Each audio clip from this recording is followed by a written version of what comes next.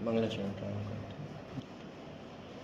हैं। नमो अरिहंताण, नमो सिद्धाण, नमो आयर्याण, नमो वज्रायाण, नमो लोवे सवसाहुणम्। मंगलम भगवान वीरो, मंगलम गौतमो गणी, मंगलम कुंद कुंदाद्यो, जैन धर्मोस्तु मंगलम। सर्वमंगल मांगल्यम सर्वकल्याणकारकम, प्रधानम सर्वधर्माणां, जैनम जयतु शासनम्।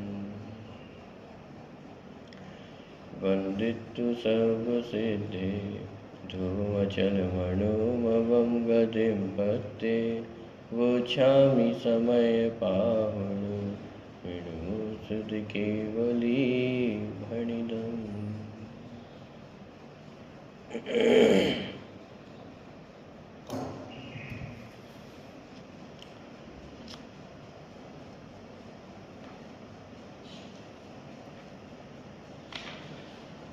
समय सार ग्रंथ 14 नंबर की गाथा अपनी चल रही है। गाथा का पाठ एक बार से करते हैं। जो पसदिया पाणम, अबधपुठम अनर्णयम नियतम, अविशेषमसंयुक्तम, तम शुद्धनयम वियाणीः।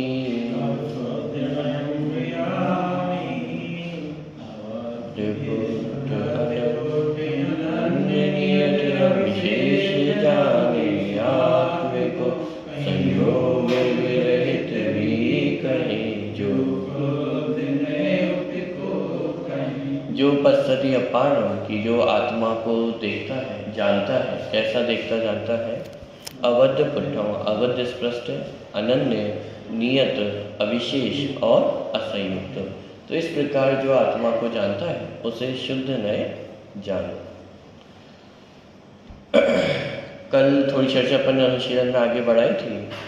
आज उसी चर्चा को थोड़ा और आगे बढ़ाते हैं। आज थोड़ा पढ़ना अधिक रहेगा, क्योंकि जो 5 विशेषण टीका में मूल रूप से आए थे उन्हीं को विस्तार यहाँ पे, उन्हीं 5 उदाहरणों का विस्तार आगे अनुशीलन में किया गया है एक एक का। चलिए तो देखते हैं। प्रश्न क्रमांक 169 पे बीच का पैराग्राफ है, पहला पैराग्राफ छोड़ करके। इस गाथा में अवध स्पष्ट, अनन्य, नियत, अविशेष और असंयुक्त मिला। इन 5 विशेषणों के माध्यम से शुद्ध नय के विषयभूत भगवान आत्मा का स्वरूप स्पष्ट किया गया है, क्योंकि निश्चय सम्यक दर्शन ज्ञान चारित्र की उत्पत्ति इसी आत्मा के आश्रय से होती है। ये अपन ने कल भी चर्चा की थी कि समय सार ग्रंथ में अथवा आध्यात्मिक ग्रंथों में इस प्रकार की आत्मा की चर्चा क्यों की जाती है? क्योंकि इस आत्मा के आश्रय से ही सम्यक दर्शन ज्ञान चारित्र की उत्पत्ति हो सकती है।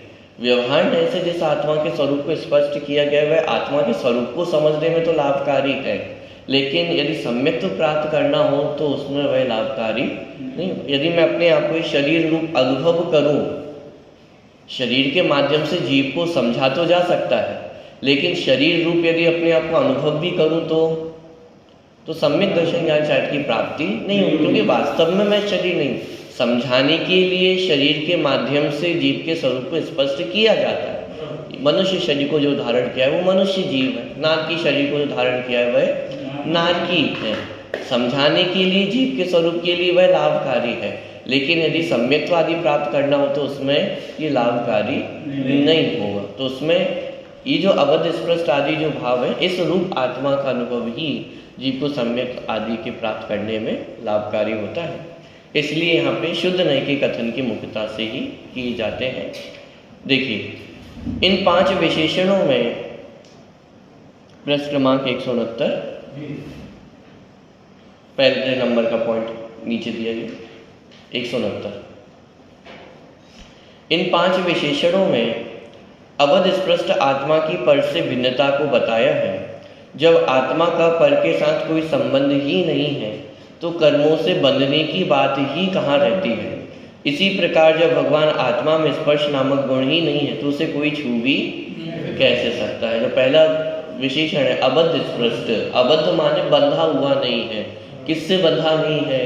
कि कर्मों से बंधा हुआ नहीं। यहाँ मुख्य रूप से जो नौ कर्म रूप संयोग है और जो द्रव्य कर्म रूप संयोग है उनकी चर्चा ली गई है। भाव कर्म की चर्चा आगे असंयोग जो विशेषण आएगा, मोह राग द्वेष आदि से भी जो भिन्नता की बात है वो असंयुक्त विशेषण में ली गई है। यहाँ पे द्रव्य कर्म और शरीर आदि से भिन्नता की बात। तो अबद्ध माने कर्मों से बंधा हुआ नहीं है। इस अस्पष्ट माने कि पर द्रव्य आत्मा को छू भी नहीं सकता। आत्मा भी पर द्रव्य को नहीं छूता है और पर द्रव्य भी आत्मा को स्पर्श नहीं कर सकते। दूसरी बात, बंधन कब होता है? दो स्कंधों में भी, दो परमाणुओं में भी आपस में बंधन कब होता है? कि जब रूक्षत्वपना और चिकनापन ये दो गुण मिलते हैं तब जाकर के परस्पर दो परमाणुओं में बंधन होता है। और ये स्निग्ध रूक्षता ये किसके गुण हैं? ये पुद्गल द्रव्य के गुण है, स्पर्श द्रव्य की स्पर्श गुण की पर्याय। इसका मतलब आत्मा में जब स्पर्श नाम का गुण ही नहीं है तो फिर उसमें स्निग्ध रूक्षत्व भी नहीं होगा, और जब स्निग्ध रूक्षत्व नहीं है तो बंधन भी संभव नहीं है। इस प्रकार से भी यदि देखें तो वास्तव में आत्मा कभी कर्मों से बंधा ही नहीं है। उसका स्वभाव कैसा है? अबद्ध स्वभाव है। अनादिकाल से आज तक जीव कर्मों से कभी भी बंधा हुआ नहीं है। तो कर्मों से बंधा नहीं है तो कर्मों से बंधने की बात ही कहाँ रह जाती है। इसी प्रकार जब भगवान आत्मा में स्पर्श नामक गुण ही नहीं है तो उसे कोई छू भी कैसे सकता है। आगम में कर्म के बंधने और पर के स्पर्श की जो बात आती है, आत्मख्याति टीका में उसकी भूतार्थता की अपेक्षा भी स्पष्ट कर दी है। और साथ में यह भी स्पष्ट कर दिया है कि आत्म स्वभाव के समीप जाकर देखने पर बंधन की बात, पर के स्पर्श की बात एकदम अभूतार्थ है। जल में डूबे हुए कमलिनी पत्र के उदाहरण से यह बात एकदम स्पष्ट हो गई है। यद्यपि कमलिनी का पत्ता जल में डूबा हुआ है, अब देखो जल में डूबा है ये बात कहकर के इस बात को भी स्पष्ट कर दिया है कि जिनवाणी में तो कर्मों से बंधने की बात आती है। जगह जगह पर हम ये पढ़ते हैं कि आत्मा कर्मों से बंधा हुआ है। पूरा करणानियुक्त तो इसी बात को सिद्ध करता है।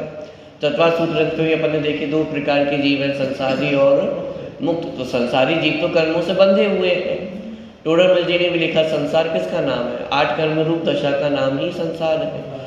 यानी जगह जगह पर 8 कर्मों से बंधने की बात हमें मिली। और बंधन है तो उदय भी है, क्षय उपशम आदि सारी प्रक्रिया हमें देखने को मिलती हैं। तो इतना होने पर भी यहाँ लिखा कि यद्यपि कमलिनी का पत्ता जल में डूबा हुआ है, ये बात कहकर के स्पष्ट कर दिया कि मूल टीका में भी जब पर्याय नए से देखते हैं, व्यवहार नए से देखते हैं तो वो सारी बंधन की जो अपेक्षा है वो हमारे ख्याल में आती है। लेकिन उन्हीं बंधन के बीच में रहता हुआ भी भगवान आत्मा उन कर्म बंधन से कैसा है? रहित है। माने रहित तो होना है ये बात नहीं है। यहाँ तो ये कह रहे हैं कि कर्म बंधन के बीच में रहता हुआ भी कर्म बंधन से रहित है। रहित तो होना ये तो फिर पर्याय स्वभाव की बात आ गई, व्यवहार नहीं की बात आ गई कि मोक्ष को प्राप्त करना है। यहाँ तो ये कहा जा रहा है कि मुक्त स्वभाव ही है। कब है? कि जब वो कमलिनी का पत्ता उस पानी में डूबा हुआ है, जल में डूबा हुआ है, उस समय ही जल में डूबे हुए होने पर भी वो कमल का पत्ता जल से कैसा है?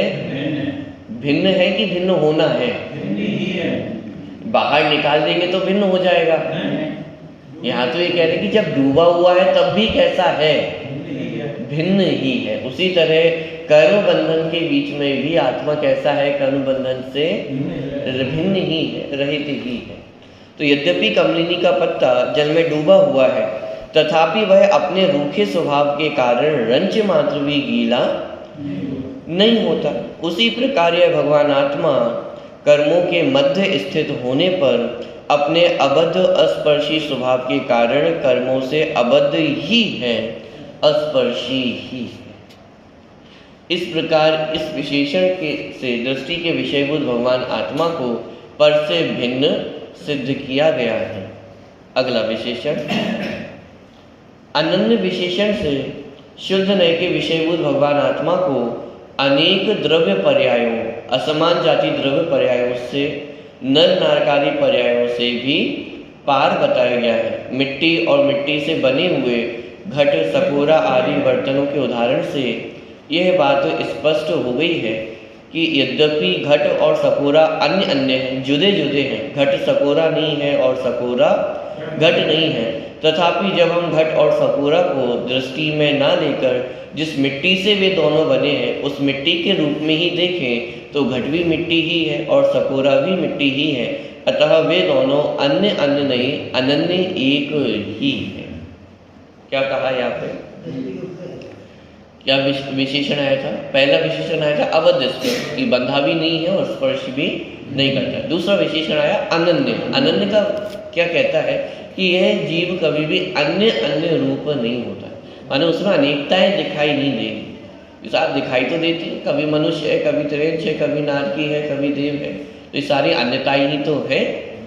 तो यहाँ पे कहा कि व्यवहार नय से देखने पर ये सब सारी अन्यताएं दिखाई देती हैं, लेकिन जब द्रव्य स्वभाव के नजदीक जाकर के देखते हैं तो मनुष्य भी कौन है? जीव है। नारकी भी कौन है? देव कौन है?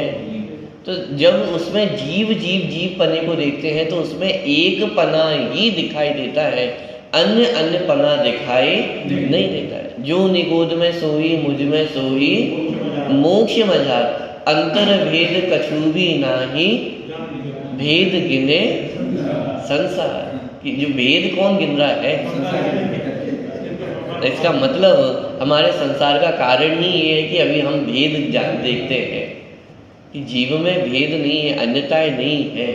मनुष्य रूप पर्याय दिखाई देने पर भी जीव मनुष्य नहीं हो जाता है, वह तो जीव ही रहता है।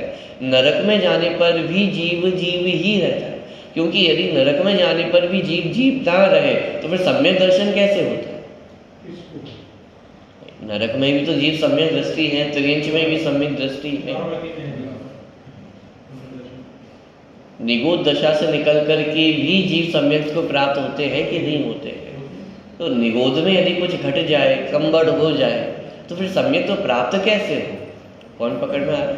तो यहाँ पे ये कहा जा रहा है कि जैसे मिट्टी का घड़ा बनाया अपन ने, मिट्टी का सकोरा बनाया, मिट्टी के बहुत सारे अपन ने अलग अलग बर्तन बनाए, तो उन सभी के बीच में मिट्टी तो वही वही है।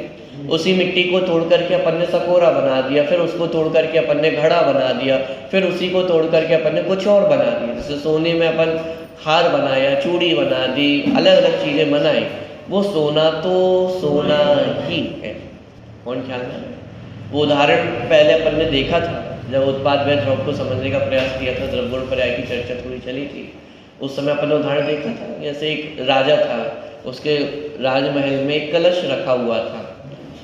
लोगों की मान्यता थी कि इस कलश के कारण ही पूरा जो राज्य है, उनका साम्राज्य है, वो चल रहा है, टिका हुआ है। सदियों से राज्य कलश इस राजमहल में विराजमान है, और यदि इस राज कलश को कुछ हुआ तो फिर पूरे साम्राज्य पे भी संकट आ सकता है। अब राजकुमार को एक दिन मन हुआ कि भाई मुझे तो एक नया मुकुट चाहिए पहनने के लिए, और वो राज कलश से ही बनना चाहिए, ये राज कलश को ही गला करके मेरा मुकुट बनना चाहिए। तो अब जब राजा ने आज्ञा दे दी कि करा, तो क्या दिक्कत है? जैसा राज कलश है वैसा राज मुकुट बन जाएगा, सोना तो वही रहने वाला है। तो आगे जब आज्ञा दे दी तो जो पूरी प्रजा थी, जो मंत्रीगण थे, उनमें हाहाकार मच गया तो वही राज कलश ही नष्ट हो जाएगा। क्या होगा हमारी प्रजा का, साम्राज्य का क्या होगा? सुख शांति किसके कारण है? कि राजा अच्छे से चला रहा है राज्य, उस कारण सुख शांति नहीं है। किस कारण है? कि जब तक राज कलश अपने स्थान पर है तब तक सुख शांति है, और वो राज कलश यदि नष्ट हो गया तो सुख शांति भी नष्ट हो जाएगी। तो प्रजा में सब में तो हाहाकार मच गया, और जो राजकुमार था वो देख देख करके बड़ा प्रसन्न हो रहा था, क्योंकि उसको तो उसका नया मुकुट मिलने वाला है। लेकिन जो राजा था वह ना खुश हो रहा था और ना दुखी हो रहा था। क्यों? क्योंकि उसकी नज़र तो स्वर्णत्व पे है, राज कलश में भी क्या था? स्वर्ण ही था, सोना ही था, और उसको गला करके मुकुट भी बना दिया जाएगा।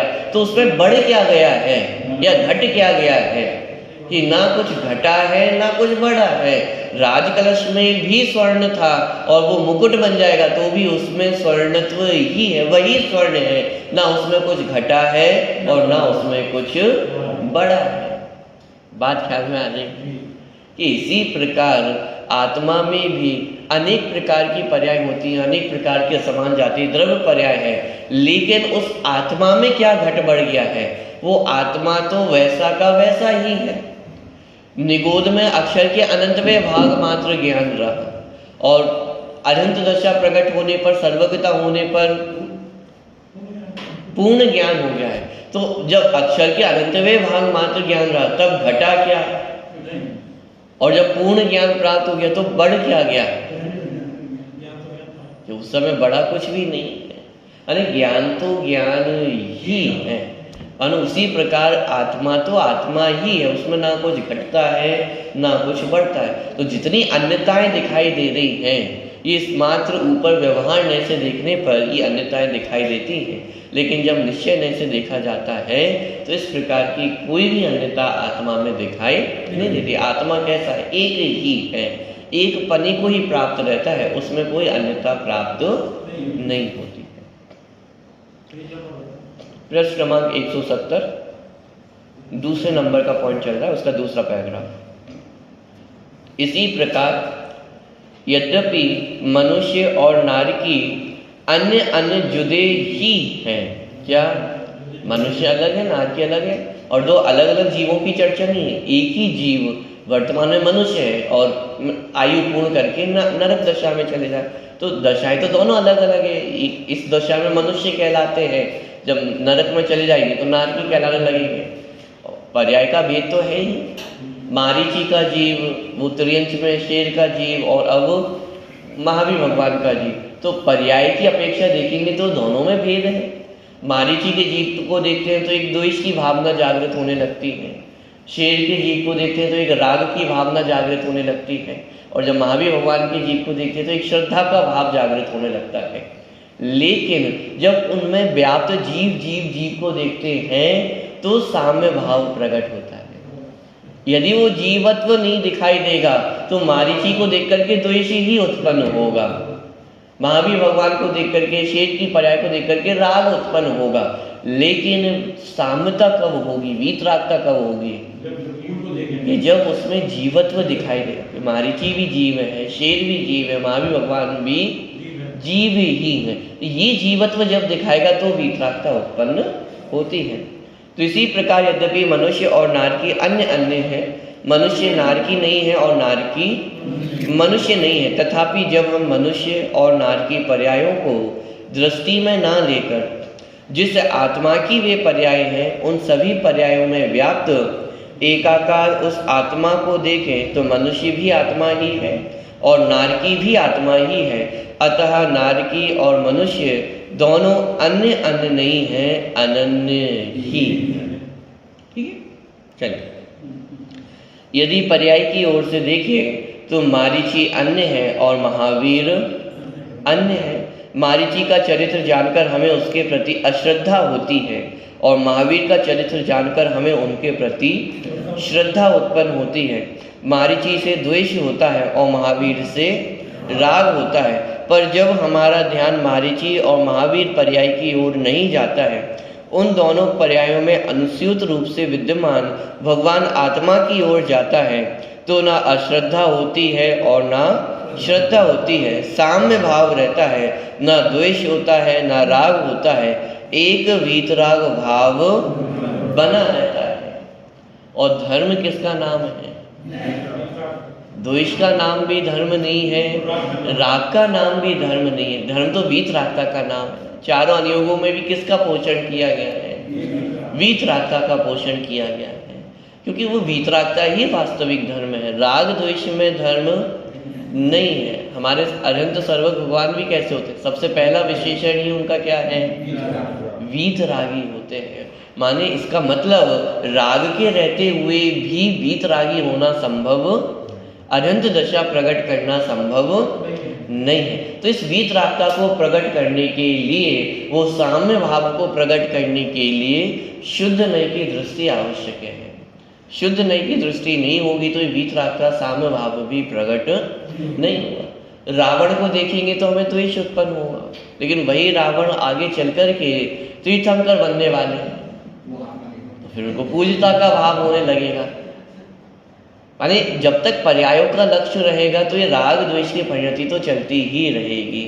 हमें जो अनुकूल पर्याय दिखाई देगी, अच्छी पर्याय दिखाई देगी, उसमें हम राग करेंगे। जो हमें प्रतिकूल संयोग दिखाई देंगे, प्रतिकूल दृश्य दिखाई देगा, उसमें हम द्वेष करने लगेंगे।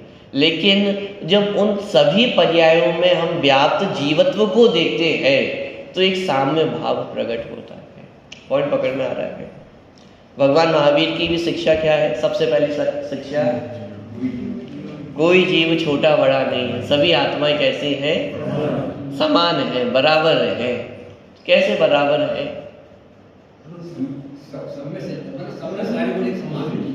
छोटा बड़ापन तो दिखाई दे रहा है, कोई त्रियंश है, कोई मनुष्य है, कोई नाटकी है। मनुष्य में भी छोटा बड़ापन है, भले बाह्य संयोगों के आधार से हम छोटा बड़ापन ना देखें, गुणों के आधार से तो बड़ा छोटा बड़ापन देखा जा सकता है।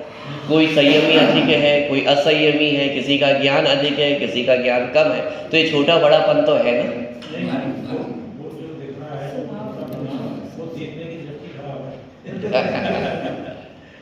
दृष्टि खराब नहीं है, पर्यार्थिक नय की दृष्टि भी उतनी ही महत्वपूर्ण है जितनी द्रव्यार्थिक नय की दृष्टि महत्वपूर्ण है। तो दृष्टि को खराब ना करें, हाँ, सम्यक प्राप्त करने में दृष्टि लाभकारी नहीं है। पॉइंट पकड़ना। हमें द्वेष माने ये निश्चय और व्यवहार नय में भी राग द्वेष खड़े नहीं करने हैं कि निश्चय ने अच्छा है और व्यवहार नय बुरा है। यदि व्यवहार नय को हटा देंगे तो तीर्थ का लोप हो जाएगा। अपन ने पहले गाथा में पढ़ के आए, व्यवहार नहीं होगा तो तीर्थ का लोप हो जाएगा, निश्चय नहीं होगा तो तत्व का लोप हो जाएगा। तो दृष्टियां तो कोई सी भी बुरी नहीं है, दृष्टि तो दोनों अच्छी है, लेकिन ये तो हमें निर्णय करना है कि मेरे प्रयोजन को साधने में किस समय कौन सी दृष्टि लाभकारी है। पॉइंट पकड़ में आ रहा है। तो पर्याय दृष्टि से देखने पर छोटा बड़ापन सब दिखाई देगा। जगत में भी लौकिक व्यवहार इसी तरह चलेगा। कोई आयु में बड़ा है, कोई छोटा है, तो ये बड़े छोटे का व्यवहार तो ऐसे ही चलेगा। कोई ज्ञान में अधिक है, कोई ज्ञान में कम है, किसी का संयम अधिक है, किसी का संयम कम है। अभी बाहर के संयोग की बात तो मैं कर ही नहीं रहा हूँ। किसी के पास रुपए पैसा कम है, कम, किसी के पास अधिक है, उस आधार से भी छोटे बड़ेपन का व्यवहार लौकिक में किया जाता है। अब वो सब सही है या नहीं है, मैं उसकी चर्चा नहीं कर रहा हूँ। पर्याय दृष्टि से, व्यवहार नय से ये सारे छोटा बड़ापन देखने में आता है। लेकिन जब द्रव्य स्वभाव के नजदीक जाकर के देखते हैं तो महावीर भगवान क्या कह रहे हैं कि कोई छोटा बड़ा नहीं है, सभी आत्माएं बराबर हैं। तो ये सब मनुष्यों की बातें होंगी, सब मनुष्य कैसे एक जैसे हैं? ये तो सिद्धों की बात होगी कि सभी सिद्ध कैसे हैं, कि वहाँ हाइट का फर्क नहीं पड़ता है।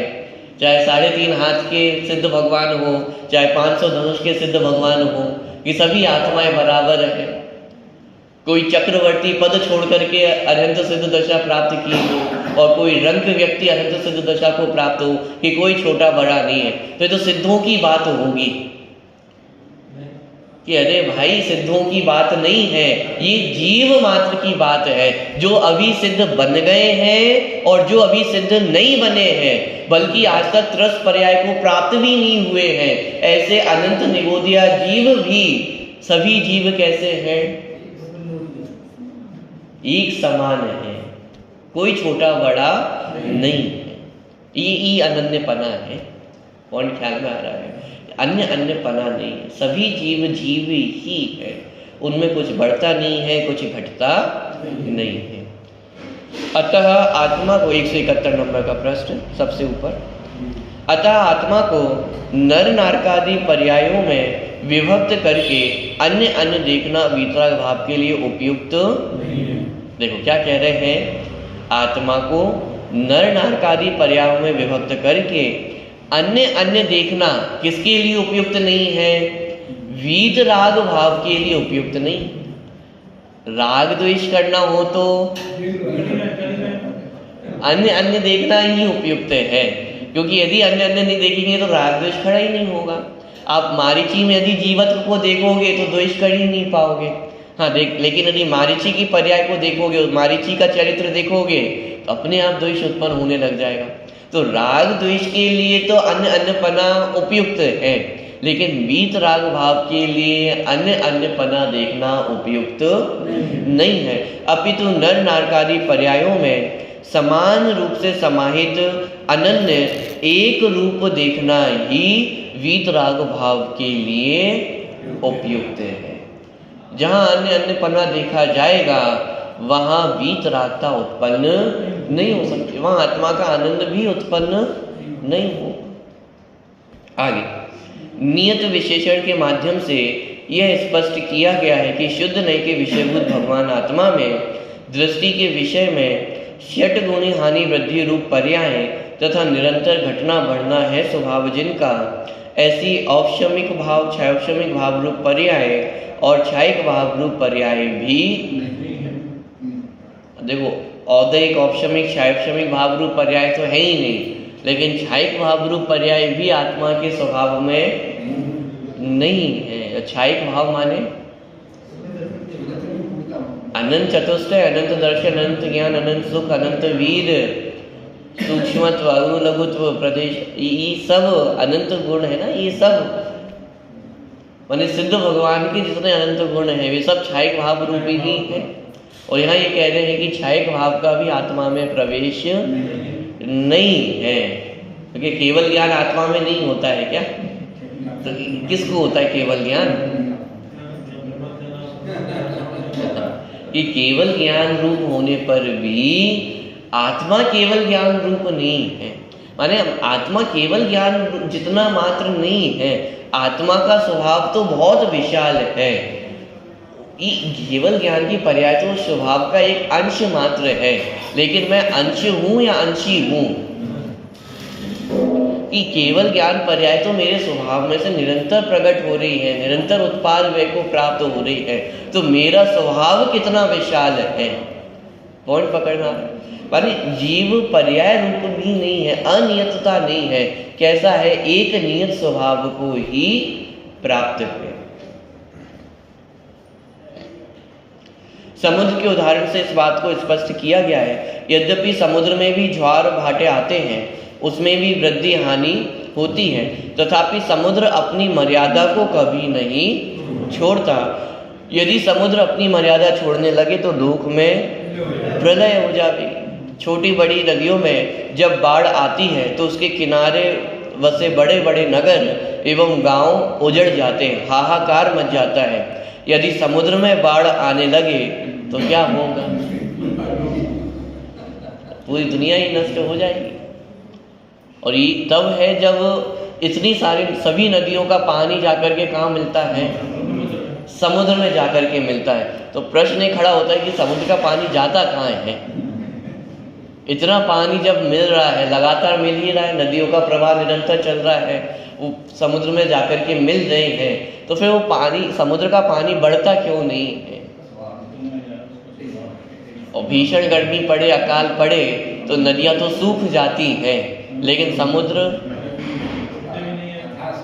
ना उसमें कुछ घटता है और ना उसमें कुछ बढ़ता है। समुद्र के किनारे बंबई जैसे बहुमंजिली नगर बसे हुए हैं। किसी को यह चिंता नहीं होती कि यदि समुद्र में बाढ़ आ गई तो क्या होगा। सभी को समुद्र के स्वभाव की भली भांति खबर है, इसी कारण सभी निश्चिंत रहते हैं। अब मुंबई जाओ, समुद्र के किनारे पे ही बड़े बड़े मंजिलें बनी हुई कि नहीं बनी हुई है? जबकि सबसे महंगी जमीन वही होती है कि भाई समुद्र किनारे चाहिए, हमें सी फेसिंग चाहिए। क्यों? उसकी कीमत अधिक होगी कि भाई यदि वो पानी अंदर आ गया तो ये भरोसा है ना कि कुछ भी होने वाला नहीं है। वे अच्छी तरह जानते हैं कि समुद्र भी घटता बढ़ता है, पर अपनी मर्यादा में ही रहता है, अतः कोई चिंता की बात नहीं है। समुद्र के नियत स्वभाव के भरोसे ही समुद्र के किनारे इस नगरीय सभ्यता का विकास हो रहा है। जिस प्रकार समुद्र में आने वाले ज्वार भाटे की ओर से समुद्र को देखें तो वह घटता भी है और बढ़ता भी है, और उसका यह घटना बढ़ना इस दृष्टि से भूतार्थ ही है, सत्यार्थ ही है, क्योंकि इस दृष्टि से समुद्र का स्वभाव अनियत ही है। तथापि यदि समुद्र को उसके नियत स्वभाव की ओर से देखें तो वह ना कभी घटता ही है और ना कभी बढ़ता ही है, सदा अपनी मर्यादा में ही रहता है। अतः यह नियत ही है, अनियत नहीं। इस दृष्टि से उसका अनियतपना अभूतार्थ है, असत्यार्थ है। ये तो समुद्र की बात हुई। द्रव्य होने से आत्मा में षटगुणी हानि वृद्धि रूप पर्याय भी हैं, और औपशमिक भाव, क्षयिक भाव और क्षयक्षमिक भाव रूप पर्याय भी हैं। इन पर्यायों की ओर से देखने पर आत्मा भी घटता बढ़ता है, अतः अनियत स्वभाव वाला है, अनियत है।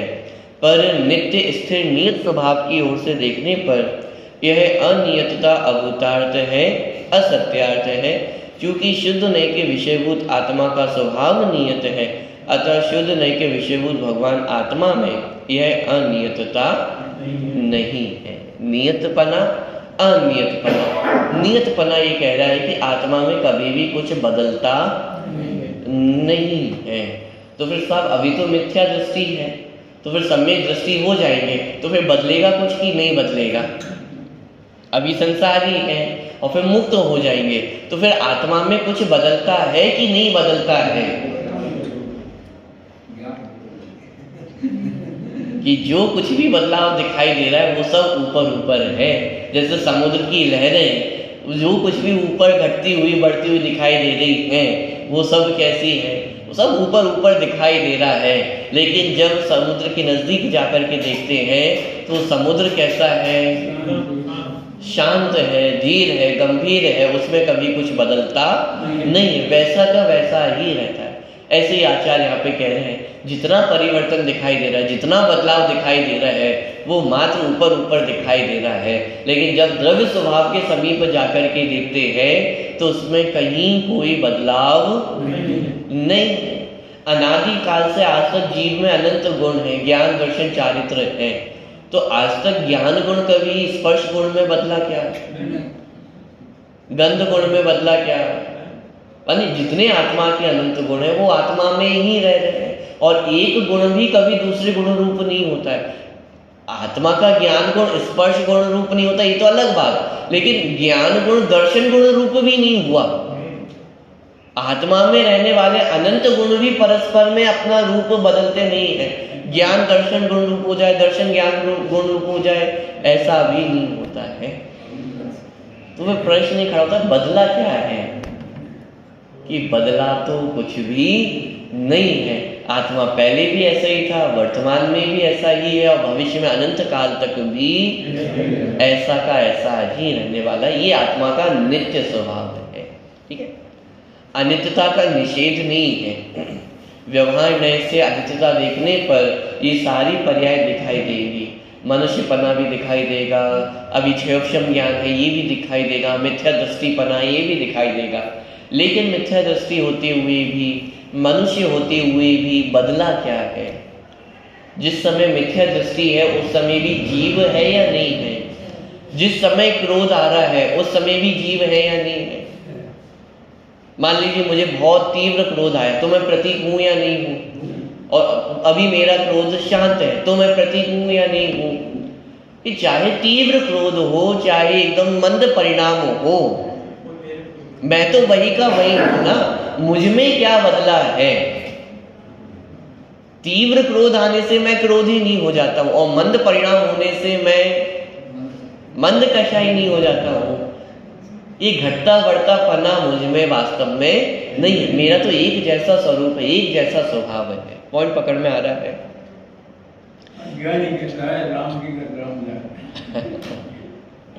उक्त संदर्भ में स्वामी जी का स्पष्टीकरण भी द्रष्टव्य है। इसी प्रकार आत्मा को वृद्धि हानि रूप पर्यायों से देखें तो अनियतपना कम बड़पना है। ज्ञान की पर्याय में ही हीनादिकता होती है। किसी समय नौ पूर्व का क्षयोक्षम प्रकट हो। नौ पूर्व का माने 11 अंग 9 पूर्व मिथ्या दृष्टि जीव, अधिक से अधिक 11 अंग 9 पूर्व तक का ज्ञान भी हो सकता है। सम्यक दृष्टि की बात नहीं चल रही, मिथ्या दृष्टि की चर्चा कर रहे हैं। मिथ्या दृष्टि का ज्ञान भी 11 अंग 9 पूर्व तक का हो सकता है। ज्ञान की ऐसी पर्याय होती है तो किसी समय अक्षर का अनंतवा भाग मात्र ज्ञान का क्षरक्षम देखा जाता है। निगोद में चले जाए तो अक्षर का अनंतवा भाग मात्र ज्ञान रह जाता है। आलू, लहसुन, मूली आदि कंदमूल में निगोद के जीव हैं। एक राई जितने टुकड़े में असंख्यात शरीर हैं। एक एक शरीर में आज तक जितने शुद्ध हुए हैं उनसे अनंत गुणे जीव हैं। किसमें? राई जितना टुकड़ा हो उसमें तो कितने शरीर हैं? असंख्यात शरीर कह रहे हैं। और उन एक शरीर में कितने जीव हैं? निगोदिया जी, एक शरीर के आधार से अनंत अनंत जीव रहते हैं। साधारण वनस्पति का है, माने एक शरीर के आधार से अनंत जीव रह रहे हैं। तो साहब कितने अनंत होते होंगे कि आज तक जितने सिद्ध हुए उन सिद्धों से भी अनंत गुणी जीव राशि एक एक शरीर मात्र में है। और ऐसे कितने शरीर हैं? असंख्यात शरीर है। किसमें? एक आलू में नहीं, एक आलू का अपन टुकड़ा ले राई बराबर, उसमें असंख्यात शरीर है। और उसमें एक शरीर को अपन देखें तो एक शरीर में अनंत अनंत जीव है, सिद्धों से अनंत गुणे जीव है। पूरे आलू की तो हम क्या बात करें। और पकड़ में आ रहा, देखिए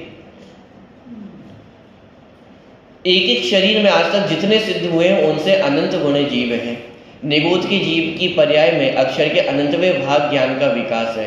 उसमें से कोई जीव बाहर निकलकर मनुष्य होकर द्रव्यलिंगी साधु हो और पर्याय में भी 9 पूर्व की लब्धि प्रकट कर ले। इस प्रकार आत्मा के वृद्धि हानि रूप पर्याय भेदों से देखने पर अनियतपना सत्यार्थ। एक ही जीव की बात कर रहे हैं। कोई जब आलू का जीव है, निगोदिया जीव है, तो उस समय ज्ञान कितना है? अक्षर के अनंतवा भाग मात्र ज्ञान है। अब वही जीव त्रस पर्याय को प्राप्त होकर के भविष्य में मनुष्य पर्याय प्राप्त करे और 11 अंग 9 पूर्व तक का ज्ञान भी प्रकट कर ले, तो ये व्यवहार नए से हीनादिकता देखने में आ रही है। एक तो ज्ञान की सबसे लोएस्ट दशा और मिथ्यात्व दशा में ज्ञान का सबसे उत्कृष्ट दशा। व्यवहार नए से पर्याय में हानि वृद्धि है, यह सत्य है, इसका निषेध नहीं किया जा रहा। पर्याय में जो दिखाई दे रहा है वो सत्य है। तथापि नित्य स्थिर उत्पाद व्यय रहित ध्रुव आत्म स्वभाव के समीप जाकर अनुभव करने पर अनियतता अभूतार्थ है। वस्तु में 3 चीजें, उत्पाद व्यय और ध्रुव्य। उत्पाद व्यय में परिवर्तन है। ध्रुव्य किसे कहते हैं? जो स्थिर है, कभी बदलता नहीं है। पर्याय में परिवर्तन होने पर भी वो ध्रुव स्वभाव कैसा रहता है? ध्रुव ही रहता है। और यदि वह ध्रुव ना रहे तो समस्या क्या होगी? अरे वस्तु नष्ट हो जाएगी।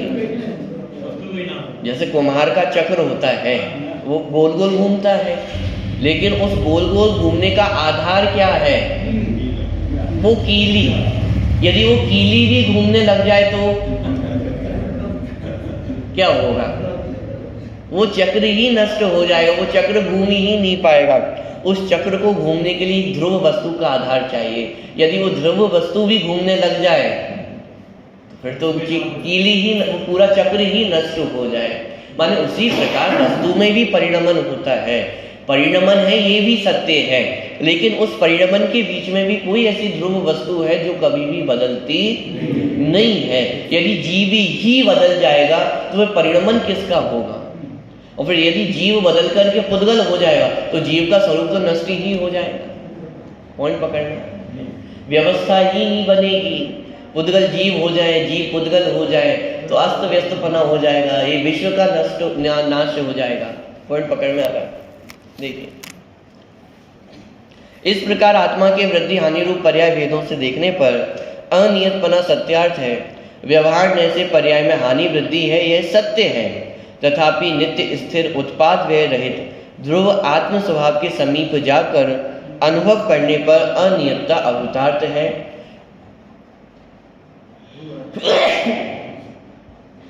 आत्म स्वभाव में वृद्धि हानि नहीं है। उत्पाद व्यय में वृद्धि हानि भले हो, पर्याय में केवल ज्ञान हो तो भी ध्रुव स्वभाव में कुछ घटता नहीं है, और निरोध में अक्षर का अंतवा भाग सवक्षम ज्ञान रह जाए, इससे नित्य ध्रुव स्वभाव में कुछ बढ़ जाए, ऐसा नहीं है। भले ही पर्याय में हीनादिकता हो, तथापि वस्तु तो जैसी है वैसी ध्रुव ध्रुव ध्रुव स्वभाव ही रहती है। विषय तो यह चलता है कि आत्मा की ज्ञान दर्शन वीर आदि की पर्यायों में एक पना नहीं है, वृद्धि हानि होती है। पर्याय के लक्ष्य से देखने पर यह वृद्धि हानि सत्यार्थ है, परंतु पर्याय के लक्ष्य से त्रिकाली आत्मा अनुभव में नहीं आता, तथा आत्मा का सम्यक श्रद्धान ज्ञान तो त्रिकाली शुद्ध ज्ञायक भाव का अनुभव करने पर ही होता है। स्वामी जी के उक्त कथन में आत्मा के श्रद्धा ज्ञान चारित्र सुख वीर आदि गुणों की औपशमिक शैक्षमिक और क्षायिक भाव रूप पर्यायों में जो वृद्धि हानि होती है, शुद्ध नय के विषय में उसका निषेध किया गया है। प्रकारांतर से उन औपशमिक आदि पर्यायों का ही निषेध किया गया है।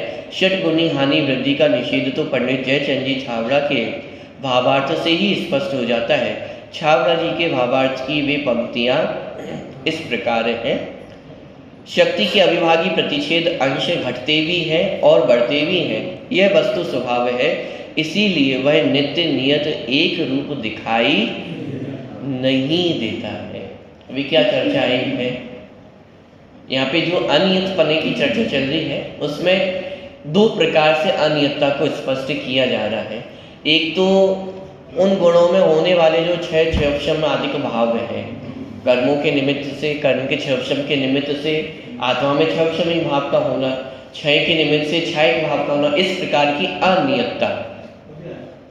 एक तो इस प्रकार की अनियतता है। दूसरी अनियतता इस प्रकार की बता रही कि प्रत्येक गुण के अविभागी प्रतिच्छेद होते हैं, माने प्रत्येक गुण के, माने इस प्रकार से देखें, कुछ शक्ति होती है, पावर होती है, और उस पावर का जो सबसे छोटा अंश होगा उसका नाम क्या है, अविभागी प्रतिच्छेद। अभी कितने होते हैं अविभागी प्रतिच्छेद? एक एक गुण में अनंत अविभागी प्रतिच्छेद है। उन अविभागी प्रतिच्छेदों में कुछ घट बढ़पना होती रहती है, 6 प्रकार से हानि होती है, 6 प्रकार से बढ़ना होती है। तो ये जो षटगुणी हानि वृद्धि है, इस आधार से देखा जाए तो वस्तु में अनियतपना, अस्थिरता दिखाई देती है। लेकिन यहाँ पे कह रहे हैं इतना होने पर भी वो वस्तु कैसी है, वो ध्रुव ही बनी रहती है। और वो कैसे ध्रुव बनी रहती है, क्या होती है, वो सारी चर्चा अपन कल देखेंगे।